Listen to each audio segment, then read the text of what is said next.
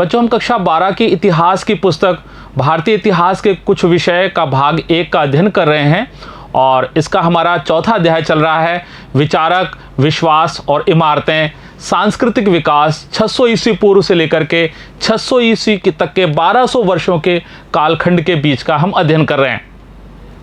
बच्चों, इससे हम हमारा जो पिछला भाग था उसके अंदर हमने स्तूपों के बारे में अध्ययन किया था। स्तूपों को किसने बनवाया, उसके लिए किसने धन खर्च किया, उनकी संरचनाएं कैसी थी, स्तूपों की खोज कैसे हुई, इन सब के बारे में हमने विस्तृत रूप से अध्ययन किया था। आज हम मूर्ति कला और लोक परंपराओं के बारे में देखेंगे, उनके बारे में अध्ययन करेंगे। तो देखो बच्चों, प्राचीन काल की मूर्ति कला को हम देखते हैं जो स्तूपों में और अन्य इमारतों में। यहां विशेष रूप से हमारा फोकस स्तूपों के ऊपर ही रहेगा।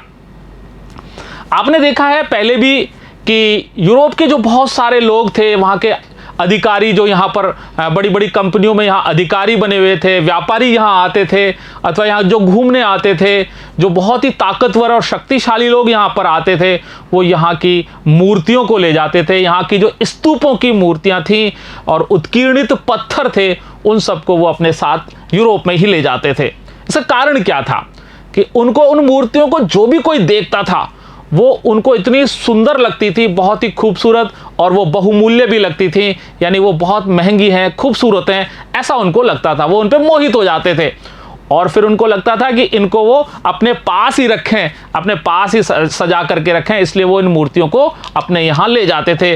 और हमारे यहाँ से स्तूपों की बहुत सारी मूर्तियाँ विदेशों में चली गईं।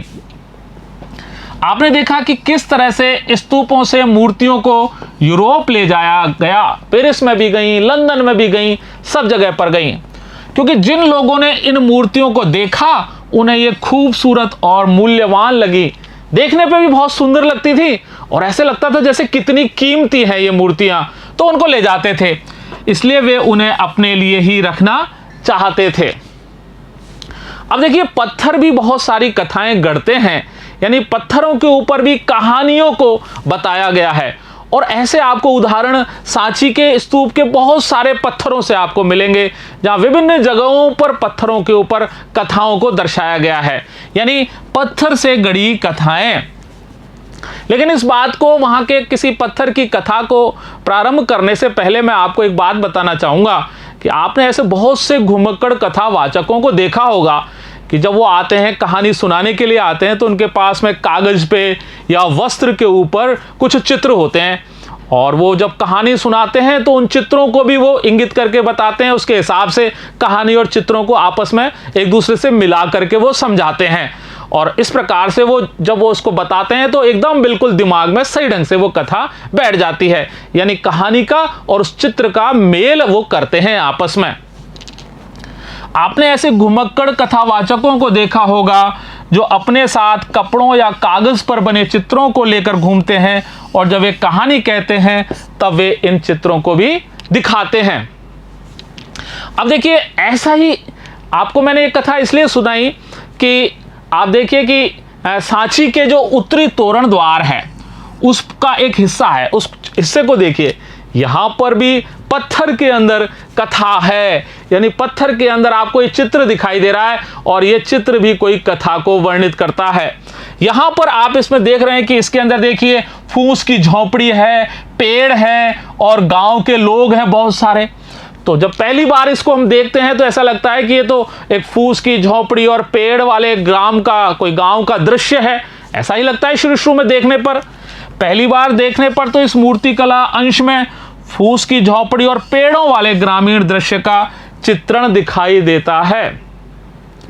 लेकिन जब सांची के बारे में, जो मूर्ति कला के बारे में इतिहासकारों ने जिन्होंने बहुत अध्ययन किया, गहराई से अध्ययन किया, तो उनको फिर बाद में पता लगा कि ये कोई पेड़ या गांव का दृश्य नहीं है, ये तो वैशांतर जातक से ली गई एक कथा का दृश्य है, यानी एक जातक कथा है वैशांतर, उसमें से उस कथा का एक ये दृश्य है।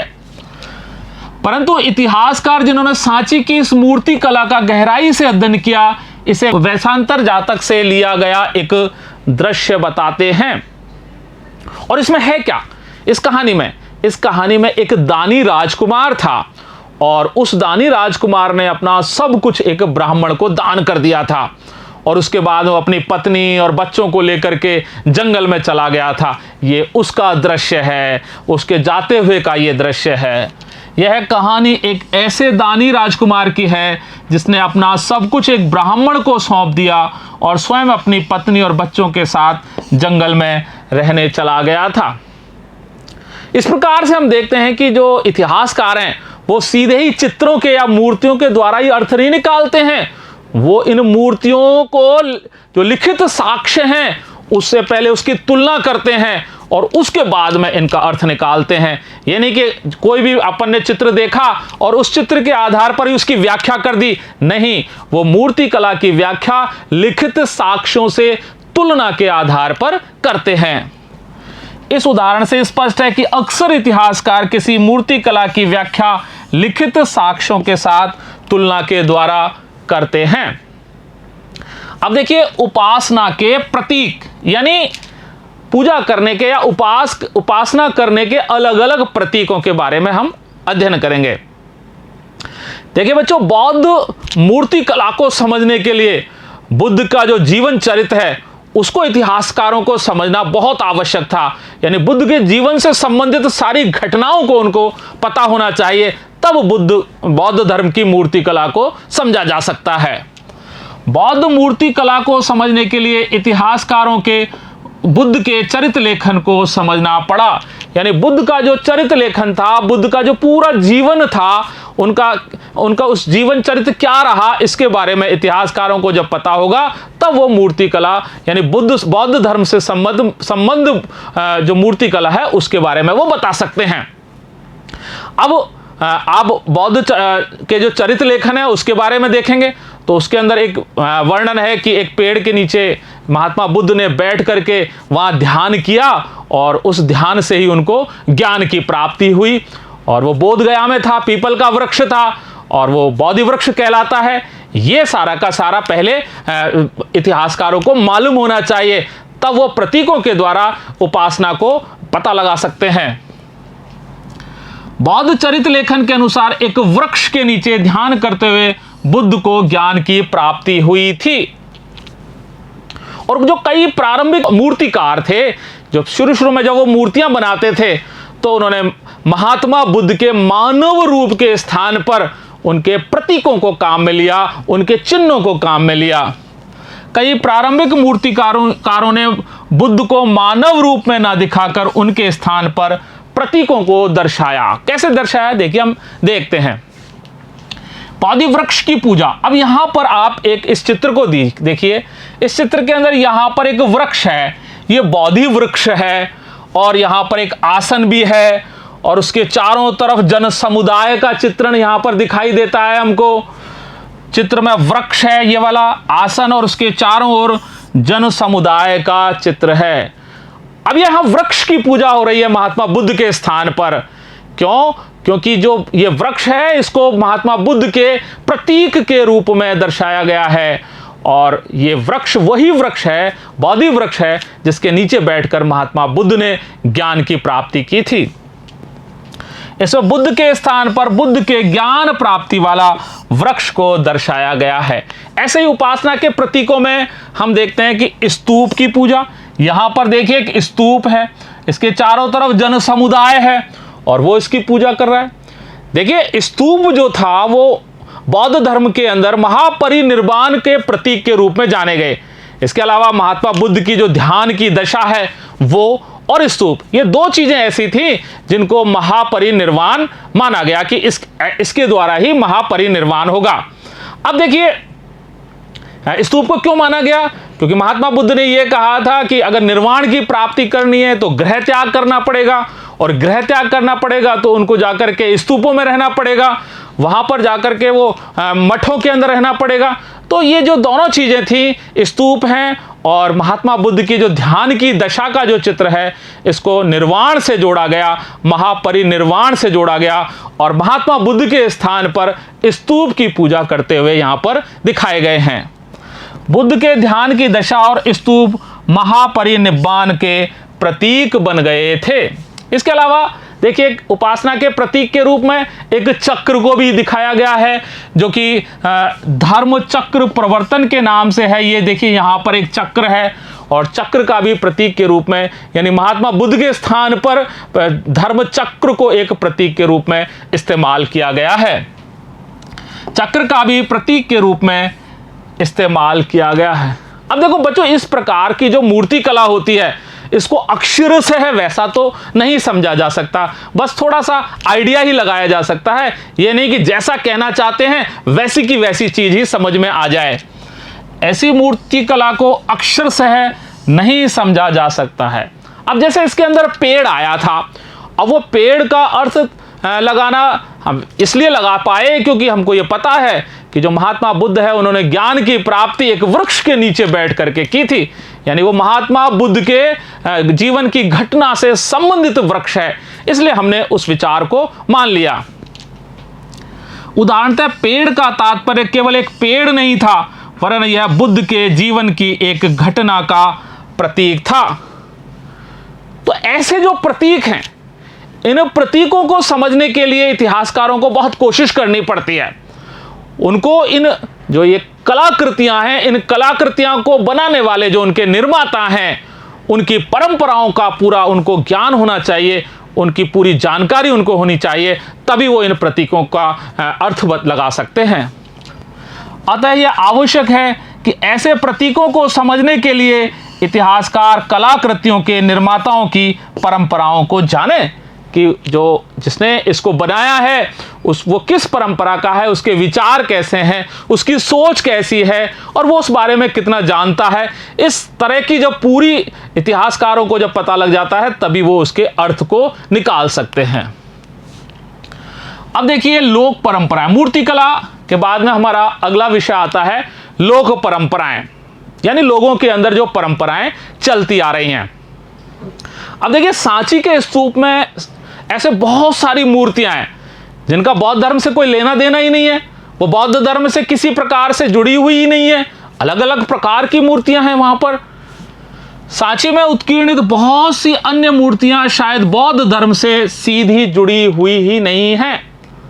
इसमें एक शाल भंजिका की मूर्ति है, उसके अलावा वहां हाथियों की मूर्ति है, उसका भी बौद्ध धर्म से कोई लेना देना नहीं है। वहां पर एक गजलक्ष्मी की मूर्ति है, उसका भी बौद्ध धर्म से कोई मतलब नहीं है, और वहां पे सर्प की भी है। यानी ये सब चीजें क्यों आई इसके अंदर? ये सारी की सारी चीजें लोक परंपराओं के कारण आई, क्योंकि लोगों में ये प्रचलित चीज थी और इसलिए ये उन स्तूपों के अंदर दर्शाई गई। सबसे पहले अपन शाल भंजिका की बात करते हैं। देखिए यहां पर आप इस चित्र के अंदर देख रहे हैं, तो जो सांची के स्तूप के तोरण द्वार हैं, उन तोरण द्वारों के किनारे पर और एक बहुत सुंदर जो महिला का चित्र है, और वो महिला वृक्ष को यूं पकड़ करके और वहां पर झूलती हुई दिखाई गई है।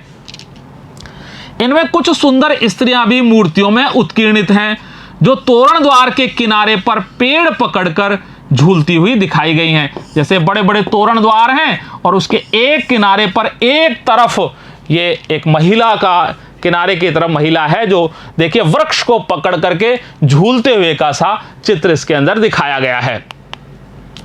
शुरू में विद्वान इस मूर्ति के महत्व को समझ ही नहीं पाए।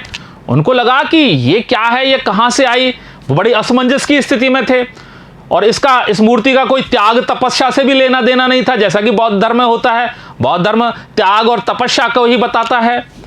शुरू में विद्वान इस मूर्ति के महत्व के बारे में थोड़े असमंजस में थे, और इस मूर्ति का त्याग और तपस्या से भी कोई रिश्ता नजर नहीं आता। लेकिन जब बाद में साहित्यिक परंपराओं का अध्ययन किया गया, तब पता लगा कि संस्कृत साहित्य में वर्णित ये शाल भंजिका है। यद्यपि साहित्यिक परंपराओं के अध्ययन से वे समझ पाए कि संस्कृत भाषा में वर्णित शाल भंजिका की मूर्ति है। और देखिए लोक परंपराओं में ऐसा माना जाता था कि इस स्त्री के छूने मात्र से ही जो वृक्ष हैं उनके अंदर फूल खिल जाते थे और फल आने लगते थे, यानी इतनी शुभ यह स्त्री होती थी। लोक परंपरा में यह माना जाता था कि इस स्त्री द्वारा छुए जाने से वृक्षों में फूल खिल उठते थे और फल आने लगते थे। यानी इसको एक शुभ प्रतीक के रूप में माना गया, यानी एक बहुत शुभ होती है यह स्त्री, इसलिए स्तूपों में अलंकरण के लिए इस स्त्री के चित्र को लगाया गया, प्रवेश द्वारों पर लगाया गया, तोरण द्वारों पर लगाया गया। ऐसा लगता है कि यह एक शुभ प्रतीक माना जाता था और इस कारण स्तूप के अलंकरण में इसको प्रयुक्त किया जाता था।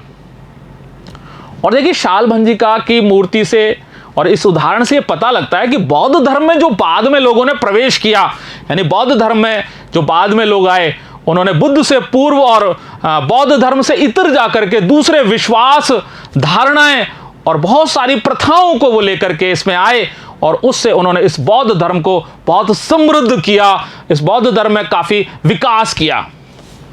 शालभंजिका की मूर्ति से पता चलता है कि जो लोग बौद्ध धर्म में आए, उन्होंने बुद्ध पूर्व और बौद्ध धर्म से इतर दूसरे विश्वासों, प्रथाओं और धारणाओं से बौद्ध धर्म को समृद्ध किया। यानी बौद्ध धर्म से बाहर जो लोक परंपराएं चल रही थी, जो अनेक विश्वास थे, प्रथाएं थी, धारणाएं थी, उनको उन्होंने बौद्ध धर्म में ला करके प्रवेश कराया और उससे बौद्ध धर्म में काफी समृद्धि आई, बौद्ध धर्म का काफी विकास हुआ। अब ये जो बौद्ध सांची के जो स्तूप है, वहां पर कई प्रकार की ऐसी मूर्तियां हैं जो इसी परंपरा के द्वारा ली गई हैं, इसी परंपरा के द्वारा बनी हैं। सांची की मूर्तियों में पाए गए कई प्रतीक या चिन्ह निश्चय ही इन्हीं परंपराओं से उभरे हैं, यानी कि जो नई परंपराएं आई, नए विश्वास आए, नई प्रथाएं आई और नई धारणा आई, उनसे इन चित्रों का लेना देना है। उस परंपरा के तहत ही सांची के अंदर बहुत सारी ऐसी मूर्तियां हैं।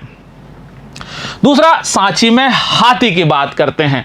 सांची के अंदर हाथियों की बहुत खूबसूरत चित्र हैं, यानी जानवरों के वहां पे बहुत खूबसूरत चित्र उत्कीर्ण हैं। और उनमें बात करें तो देखिए आप, हाथी के चित्र हैं, घोड़े के हैं, बंदर के हैं, गाय बैल के हैं, ऐसे बहुत सारे जानवरों के बहुत सुंदर सुंदर चित्र वहां पर उत्कीर्णित हैं। देखिए सांची में ये आपको हाथी दिखाया गया है, यहां पर हाथी की मूर्ति है। जानवरों के कुछ बहुत खूबसूरत उत्कीर्णन भी यहां पाए गए हैं।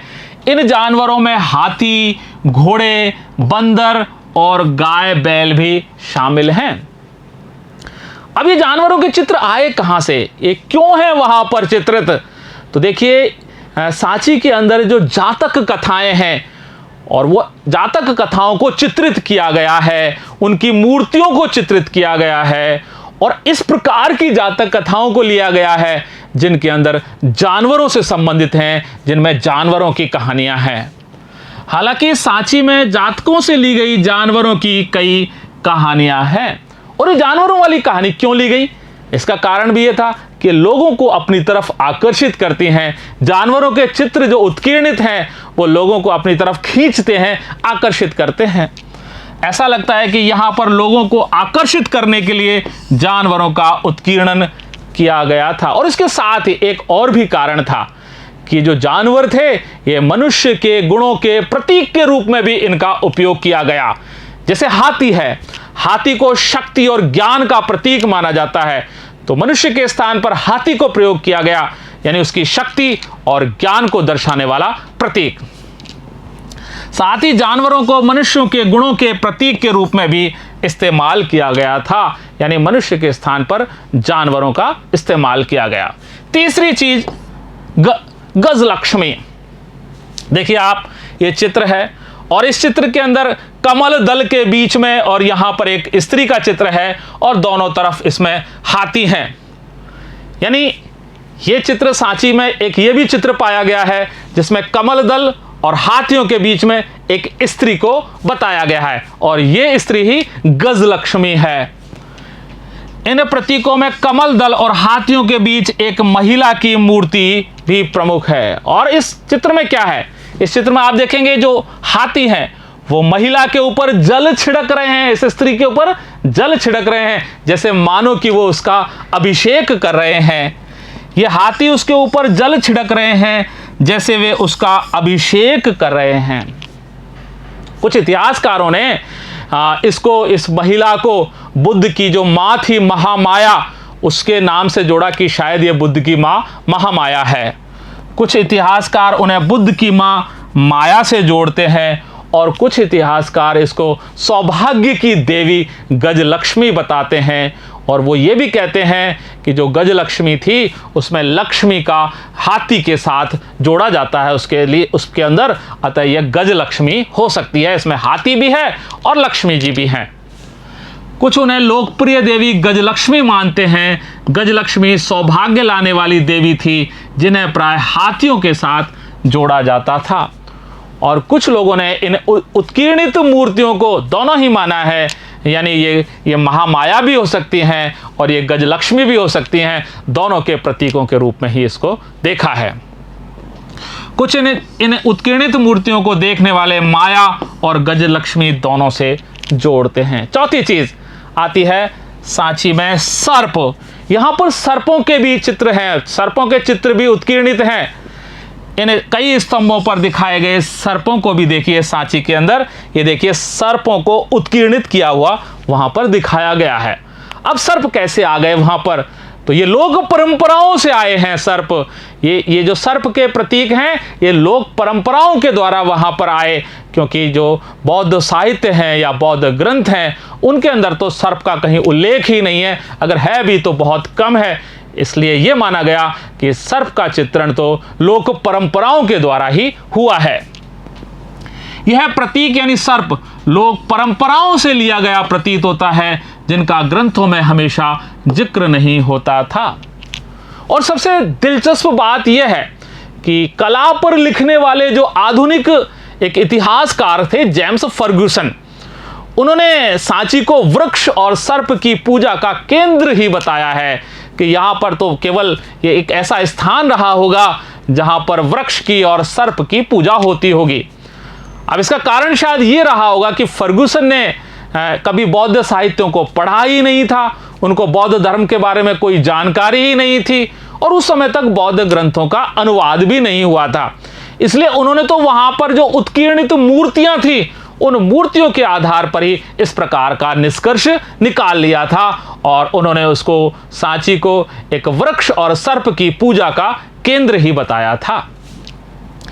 दिलचस्प बात यह है कि कला पर लिखने वाले आधुनिक इतिहासकारों में एक शुरुआती इतिहासकार जेम्स फर्ग्यूसन ने सांची को वृक्ष और सर्प पूजा का केंद्र माना था।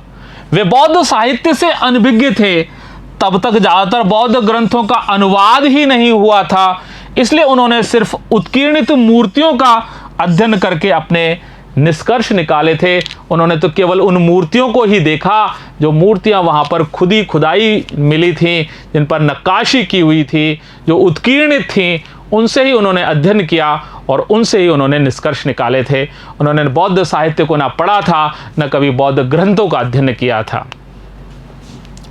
अतीत से प्राप्त चित्र देखो, पत्थर की जो कलाकृतियां होती हैं वो लंबे समय तक सुरक्षित रहती हैं, उनका कुछ बिगड़ता भी नहीं है पत्थर की कलाकृतियों का। इसलिए जो इतिहासकार हैं उनको पत्थर की कलाकृतियां आसानी से उपलब्ध हो जाती हैं। पत्थर की कलाकृतियां लंबे समय तक सुरक्षित रह जाती हैं, इसलिए इतिहासकारों को यह आसानी से उपलब्ध हो जाती हैं। लेकिन अतीत के अंदर ऐसे बहुत सारे चित्रकारी के अलावा भी बहुत सारे ऐसे संप्रेषण के तरीके रहे होंगे जो आज तक सुरक्षित नहीं रह पाए, क्योंकि पत्थर के अलावा दूसरी चीजें इतनी मजबूत नहीं है जो प्राचीन समय तक अब तक चली आ रही होती, वो नष्ट हो चुकी हैं। संप्रेषण के बहुत सारे माध्यम समाप्त हो चुके हैं, लेकिन एक जो प्रभावशाली माध्यम अभी तक भी बचा हुआ है वो है गुफाओं की दीवारों पर जो चित्रकारी की गई थी, वो चित्रकारी बहुत सारी अब तक बची हुई है और उनमें भी सबसे प्रमुख है अजंता की गुफाओं पर की गई चित्रकारी, जो कि एक बहुत ही विश्व प्रसिद्ध के रूप में जानी जाती है। अतीत में चित्रकारी जैसे संप्रेषण के दूसरे माध्यम भी इस्तेमाल किए जाते थे, उनमें जो सबसे अच्छी हालत में बचे हुए हैं वे हैं गुफाओं की दीवारों पर बने चित्र हैं और इनमें अजंता यानी महाराष्ट्र की चित्रकारी तो काफी प्रसिद्ध है, विश्व प्रसिद्ध है। अब अजंता की जो दीवारें हैं उन पर जातक कथाओं का बहुत सारा चित्रण किया गया है और आप देखिए कि उसके अंदर बहुत सारे ऐसे सुंदर सुंदर चित्र हैं, जैसे राजाओं के जो दरबार हैं उनके जीवन को दिखाया गया है, शोभा यात्राओं को दिखाया गया है उन चित्रों के अंदर। स्त्री पुरुष कोई काम कर रहे हैं, उस काम का चित्रण दिखाया गया है। और उसके अलावा बहुत सारे ऐसे चित्र हैं, जैसे त्योहारों को मनाते हुए लोगों के चित्र हैं, ऐसे जीवंत चित्र उसके अंदर दिखाए गए हैं। अजंता के चित्र जातकों की कथाएं दिखाते हैं। इनमें राज दरबार का जीवन, शोभा यात्राएं, काम करते हुए स्त्री पुरुष और त्योहार मनाने के चित्र दिखाए गए हैं। और कलाकारों ने इन चित्रों को त्रिविमीय रूप देने के लिए आभाभेद तकनीक का भी प्रयोग किया है। कलाकारों ने त्रिविमीय रूप देने के लिए आभाभेद तकनीक का प्रयोग किया है। और आप देखिए, इनमें बहुत सारे चित्र तो बिल्कुल एकदम से स्वाभाविक और सजीव जैसे लगते हैं। कुछ चित्र बिल्कुल स्वाभाविक और सजीव लगते हैं। ऐसे ही एक अजंता का एक चित्र है बच्चों, जिसमें एक बैठा हुआ व्यक्ति है और उसके पास में उसके सेवक हैं। बिल्कुल एकदम स्वाभाविक और सजीव, मुंह बोलता हुआ जैसा चित्र लगता है। इस प्रकार से बच्चों आज हमने मूर्ति कला और लोक परंपराओं के बारे में अध्ययन किया। और अब हम यहीं विराम लेते हैं। अगले भाग के अंदर हम नई धार्मिक परंपराओं के बारे में अध्ययन करेंगे। धन्यवाद।